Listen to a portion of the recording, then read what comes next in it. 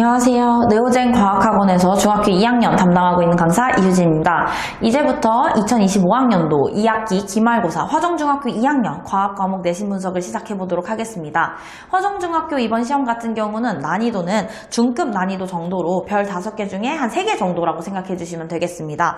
이제 문제 유형은 대표 유형에서 크게 벗어나지는 않았으나 이제 그래프나 표, 그림 자료들이 다수 출제가 되었고요. 선지에서 묻고 있는 개념이 조금 디테일하게 들어갔어요. 이건 뭐다, 저건 뭐다 이런 식으로 기본적으로 들어간 게 아니라 조금 더 디테일하게 들어갔다고 생각해 주시면 되겠습니다. 이제 다양한 유형을 접하고 좀 꼼꼼하게 공부를 한 친구들이 고득점을 받을 수 있었을 거다라고 생각이 됩니다. 총 25문항이 출제가 되었고요. 객관식 23문항에 논술형 2문항 출제가 되었습니다. 물질의 특성 6단원에서 15문제, 그리고 8단원 열과 우리 생활에서 10문제 출제가 되었네요. 화학 파트가 조금 더 중요하게 들어갔다라고 볼 수 있겠습니다. 논술형이 2문제밖에 출제가 되지 않았지만 비중이 높았어요. 배점이 컸고 연결문항 1-1, 1-2 이 정도로 이렇게 존재가 되어서 논술형 문항을 어떻게 대비했냐가 상위권 고득점을 가르는 변별력을 가르는 핵심이었다라고 생각해 주시면 되겠습니다. 화정중학교가 지금 1년 동안 계속해서 객관식보다는 논술형에 조금 더 난이도를 두고 있다라고 보시면 되겠어요. 논술형은 첫 번째 용해도 곡선에서 출제가 되었고, 두 번째 바이메탈의 열팽창, 금속에서의 열팽창에서 2문항이 출제가 되었습니다. 그래서 정확한 원리를 알고 계산 과정까지 서술을 해야지 감점 없이 득점이 가능했습니다. 그래서 6단원, 8단원에서 문제들에서 이제 난이도 상 문제들이 몇 가지가 있었고요. 변별력을 가르는 문제들이죠. 그죠? 그래서 이 문제들을 한번 살펴보겠습니다. 문제 2번을 보시면 부피에 따른 질량 그래프가 출제가 되었습니다. 3가지 고체 물질의 부피와 질량을 점으로 찍어줬어요. 그래서 그 그래프를 분석해서 알아내 밀도가 부피분의 질량이다를 알고 비교하는 문항이었습니다. 문제 6번을 보시면요. 혼합물의 가열 냉각곡선 문항이 출제가 되었네요.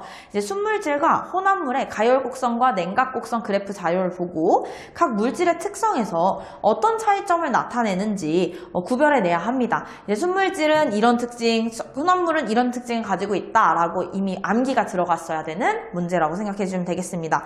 문제 10번은 온도에 따른 용해도 자료가 나왔어요. 이제 염화 칼륨의 용해도 자료를 참고해서 포화용액에서 용질이 얼만큼 들어가냐, 용질이 최대로 들어갈 수 있는 것을 우리는 물질의 특성인 용해도라고 했죠. 그래서 온도, 특정 온도에서 물 100g에 얼마나 용질이 녹는지 알고 있어야 됩니다. 그래서 자료를 보고 계산해낼 수 있는 문제가 되겠죠. 14번 문제는 혼합물 분리 방법을 분류하는 문제였습니다.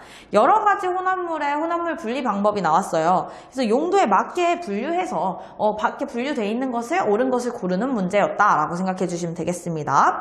문제 21번을 보시면요. 온도 변화 그래프 8단원에서 출제가 되었네요.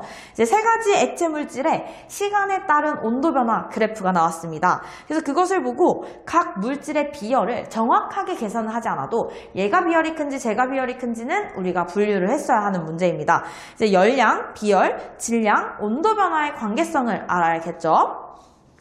22번은 비열 비교 문제입니다. 여기서는 이제 정성적인 비교보다는 정량적인 계산 문제가 나왔다고 보시면 되겠는데요. 여러 가지 물질의 비열을 비교해서 이제 자료가 출제가 되었죠.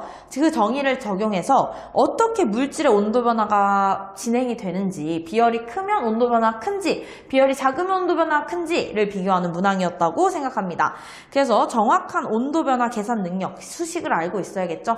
그 능력을 요구했던 시험 문제라고 생각해 주시면 되겠습니다. 전반적으로 화정중학교 시험 문제가 엄청 쉽지는 않았지만 또 엄청 어렵지도 않았어요. 그래서 아이들이 디테일하게 좀 꼼꼼하게 문제 푸는 능력을 길러야 하고요. 서술형 문제의 비중이 높은 만큼 내년에 화정중학교 재학하는 학생들도 서술형 문제 쓰는 연습을 좀 많이 했으면 내년에도 좋은 결과를 낼 수 있을 거라고 생각이 됩니다. 네, 이상으로 2025학년도 2학기 화정중학교 기말고사 내신 분석을 마치도록 하겠습니다. 감사합니다.